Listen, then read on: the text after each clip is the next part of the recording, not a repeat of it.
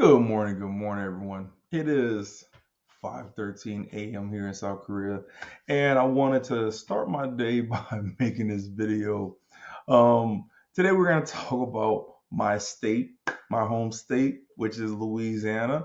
If you didn't know, I'm from New Orleans, Louisiana. I know I don't have the accent like I used to, but you make me mad, it'll come out. But I guess that's from me living overseas since 2008, being in the military. My accent kind of it didn't really fade away. It slips out every now and then. But anyway, today we're gonna talk about my state. And I was on Twitter and I saw some people in their feelings about this particular post. So I'm gonna read it. All right, it's from the leading report. Um, Louisiana Supreme Court has voted to allow residents to secede from Democratic run Baton Rouge and create their own city. The new city, St. George, will have nearly 100,000 people, making it one of the state's largest cities in population. This is the culmination of citizens exercising their constitutional rights. Andrew Morrell, a leader of the effort to create the city, said in a statement, adding, now we begin the process of delivering on our promises of a better city. So I'm going to go and read this article from the U.S. News that goes in more in details about it. So name the article, and I'll put the link. I'll put the link to the Twitter post to this article in the description of this video. So Louisiana Supreme Court rules for new city of St. George. Louisiana is steps closer to getting a new city. The Louisiana Supreme Court ruled 4-3 on Friday in favor of the proposed city of St. George, saying organizers followed the proper process for incorporation. Overturning rulings by lower courts, the state's highest court ruled that St. George's plan for incorporation was reasonable and would be able to provide its residents with proper public services, the advocate reported. At a news conference Monday, St. George organizers said work is already underway on building out the new city government, the advocate reported. In 2020, the state legislature created a five-member St. George Transition District that will serve as the tax authority until an election is held to impose its municipal tax. Governor Jeff Landry will select an interim mayor along with five council members. Following the first term, St. George residents will vote for its leaders. We celebrated. Today is the end of that celebration, said Andrew Morrell, a spokesperson for the group. We're going to work. Baton Rouge leaders took St. George organizers to court in 2019, just 2 weeks after 54% of voters living within the proposed city limits voted yes. That's just 54%. On the incorporation November election, Baton Rouge leaders argued that the new city will financially cripple city parish services and force layoffs by stripping an estimated 48.3 million in annual tax revenue. They also argued that St. George's proposed budget would operate with a deficit. Twice the court shot down the proposed city, once in 2022 when a district judge ruled that St. George couldn't operate with a balanced budget and was unreasonable. And again, last year, when the First Circuit Court of Appeal ruled that St. George organizers hadn't followed state law for getting the issue on the election ballot.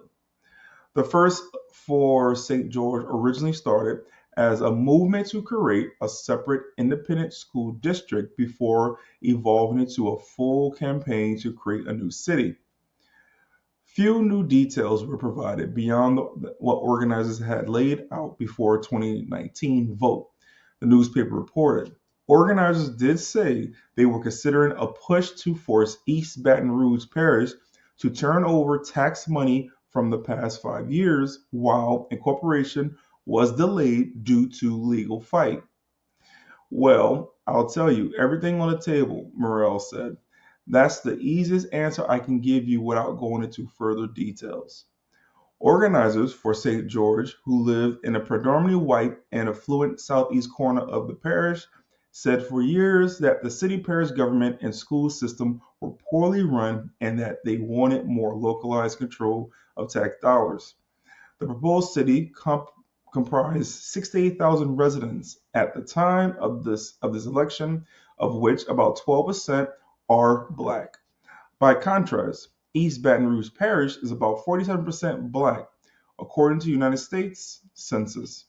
The boundaries of the proposed city include nearly 100,000 residents, making it similar in size to Lake Charles or Lafayette. It will be East Baton Rouge Parish, fifth city, along with Baton Rouge, Central, Baker, and Zachary. Opponents have argued that the St. George movement is inherently racist as it creates legal lines of segregation.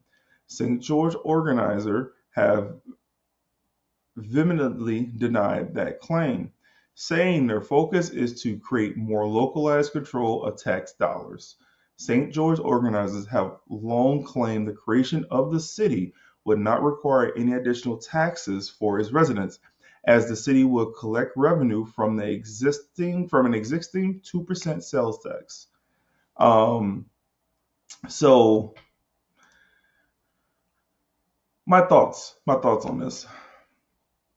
Um, it's their money, like point blank and simple. And this started from them wanting better schools for their children. One thing, my fellow black people, because that's a lot of them, a lot of the negative comments on the post on Twitter is, calling these people KKK, Klans member, racist and whatnot. What we fail to understand is that other groups of people take the education of their children very seriously. They don't leave it to the hands of the government. They are very proactive in the education of their children. These people are going to work every day to earn income, build wealth, while they are trusting the education of their children, which is their legacy, to these schools. So naturally, people who have resources from affluent backgrounds, education of their children is very important. So if they feel the education system that they are trusting their children to go to is not meeting their standards, you can best believe they will take action. Not by just fussing and yelling and fighting, they will take legal actions. They will talk to a lawyer, find out what legal grounds they have to make what they want happen. Simple as that. This is something that anybody can do. Call a lawyer, tell a lawyer your problem, have them figure out what actions you can take. Simple as that. This is the law. They followed the law. To form and to form a to incorporate a new city in Louisiana is essentially 8 steps. You have to file a petition, conduct a feasibility study, submit an application, do a public hearing, have the parish governing authority approve it, get legislative action, to approve it, then get governor's approval, and then you get a referendum to approve it as well. Like, anyone can incorporate a city, right? It is your like they said, their constitutional right. It is your legal right. If you feel this city is not doing it for you and your people and the community that you have every right to get your people together, cast your votes, and then form a new city. Um, Black people, Asian people, Spanish people, white people, you can do that. I think anyone who is upset that these group of people wants to take their resources and form a new city is kind of like, uh, damn, that sounds kind of controlling if you ask me. Like, it's their money, it's their resources, it's their children. Um, like, I honestly think it's a good thing. I think more cities that get formed because, hey, we don't like what's going on over here. We're gonna make our own city. Black people, we can do the same thing if we want to. Get together, come up with a plan, and say, hey, we're gonna make our own city. We're gonna have our own school system. Like, hey, Dr. Umar, but you know what I'm trying to say? Like, Um, I think it's a good thing. And be honest with you, we're gonna see more of this. Mark my words. We're gonna see more people who have the resources and not just the resources, the drive, the ambition to say, you know what, screw this city. We're gonna go form our own city. All these cities that's getting overwhelmed with like illegal immigrants and all that, getting shipped in. You're gonna start seeing the people with the resources saying, you know what, we're gonna abandon this city. We're gonna go somewhere else.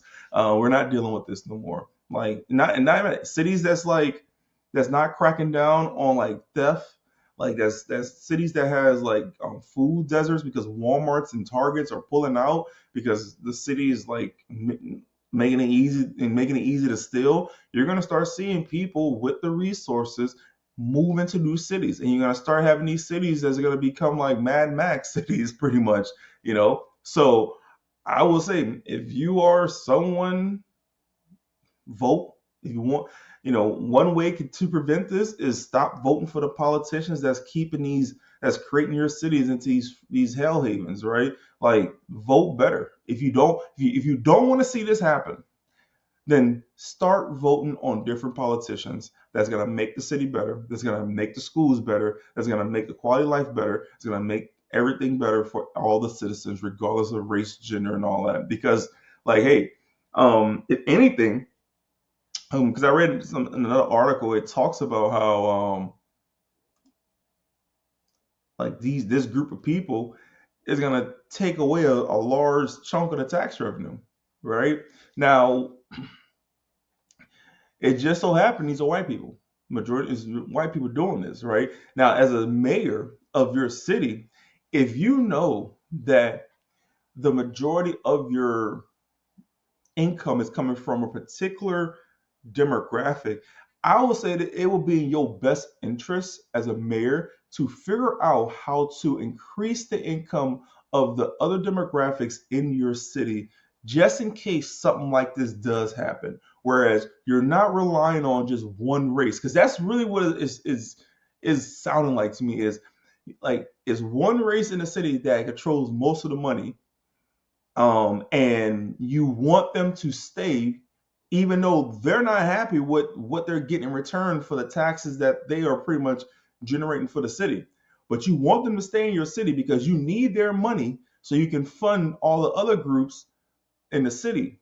So essentially, you're trying to hold them hostage, even though they're not happy, right? So if you have your demographics where it's not balanced with the wealth wise, it is in your best interest to figure out not just the mayor and the city council. It's in your best interest to figure out how can we solve this disparity. You can't solve it with like taxing the rich and just creating more government jobs. You need to bring in more industries. You need to bring in more jobs that's gonna help create help increase income of other demographics in your city. It's as simple as that. Depending on the government to solve that problem is foolish. That it makes no sense. Now the government can assist, but it's ultimately up to job creation, the economy that's gonna help with that. But anyways, I think it's good. I think black people, if anything, the conservative black people, hey, why don't y'all get together? They'll be the ones, or black people in general. You could get together and form your own cities too. Like if you hate the fact that the police is like always targeting black people, right? You know what? You hate that. You hate the fact that the schools aren't teaching a curriculum that you think is suitable for black history. You could do what these people did. This whole thing stemmed from them wanting to make their own school board district, but they had to have their own city to do so. So if us as black people, we don't like what's going on with the police, we don't like what's going on in our schools, we can do the same thing. Let's form our own city.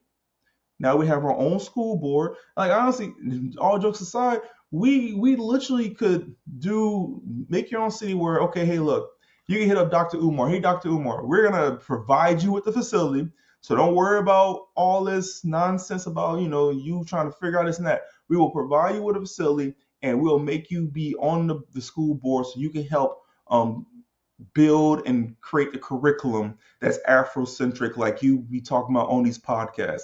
Like, okay, for policing, we could come up with a whole different policing policy for our city where now we have a little more trust in the police and the people won't be too so fearful of the police. For housing, we can follow Singapore's affordable housing model for housing. And I'm gonna read it. I'm gonna read it to you real quick. So Singapore's affordable housing model is primarily managed through the Housing and Development Board, a statutory board of the Ministry of National Development. This model is known for its effectiveness in providing high quality, affordable housing for the majority of the population. Here are the key features of Singapore's affordable housing system. Public housing development. More than 80% of Singapore's residents live in HBD flats, the Housing and Development Board, which are government built and subsidized housing units. These flats are sold, not just Section 8 stuff. They are sold to eligible buyers at prices below market rate, with a variety of sizes and layouts available. Eligibility and subsidies. Eligibility to purchase HDB flats is restricted to Singaporean citizens and permanent residents, with property given to married couples and families. Financial subsidies, including the Central Provident Fund (CPF) housing grants, are available to make these homes more affordable. Leasehold system. HDB flats are sold on a 90-year lease basis, which helps to keep prices affordable and also assist in the management of land resources and landscape Singapore. So the leasing part, I wouldn't say you would need to do it in America, because Singapore, if you don't know about Singapore, it is a very small country. It's not a big. They don't have a lot of land, so they need to have like a 90-year lease program in place, so that way they can be able to like repurpose land, as time goes on. But in the States, we wouldn't need to have that. We can just keep constantly growing and build a city. Resale market. Owners of HDB flats can sell their units in the open market after a minimum occupation period, usually 5 years. The resale market is regulated to ensure affordability continues across subsequent owners. Mixed use development. HDB towns are planned with a comprehensive range of facilities, including schools, shops, parks, hospitals, and sports complexes. This integrated approach supports a high quality of life within the public housing estates. Regular upgrading programs. The government also implements regular upgrading programs to ensure that older HDB estates are well maintained with modern amenities and facilities to meet current standards. This model has been highly successful in providing affordable housing in Singapore and is often studied by other countries aiming to improve their own housing policies. So I look at what these people did in Louisiana as a way to motivate us black people to do something similar. Like, um, all the effort we put in fighting and bickering over cities that we feel do us wrong, they don't do us right. We feel the school systems in these cities aren't doing us right, they're doing us wrong. Go form new cities. Like, there's so many examples out there. Like the Singapore model, you could literally build a new city where majority of black people are homeowners. Right? But we can have the incentive. Well, we encourage you to be married, our families, so that way, because think about it, the projects was designed to break up the family. So the project was used to incentivize broken homes. But instead, in a new city ran by black people, we can now use housing to incentivize being married and having families, and not just renting, but owning the home. So we can use a new city to help upstart and jump a new type of black culture that's much, much better, much healthier, rebuild the family structures, have strong communities, have better policing that's in line with what we want, have a school system that's designed to teach not only about Black history, but teach blue collar jobs and white collar jobs. All those things, all those life skills. So when a child leaves the home, by the time child graduates high school, they're well equipped and educated to go out and compete in the economy. So I think everyone who has this negative connotation and view about these people in Louisiana making their own city, I think they're looking at it the wrong way. Look at it as motivation. Use it as inspiration. Okay, shoot, they want to move and make their own city because they feel some type of way. We're gonna go make our own city because we feel some type of way. Like that's how we should look at it. That's just my personal opinion. Being here in South Korea, I tell you, bro, I've been in South Korea since 2013. I tell you, these people built so many new cities, and I'm not talking about small cities, man. These cities are massive. They have new schools, hospitals, and the thing is, South Korea can fit inside of Louisiana. Like, just think about that. South Korea fits inside Louisiana.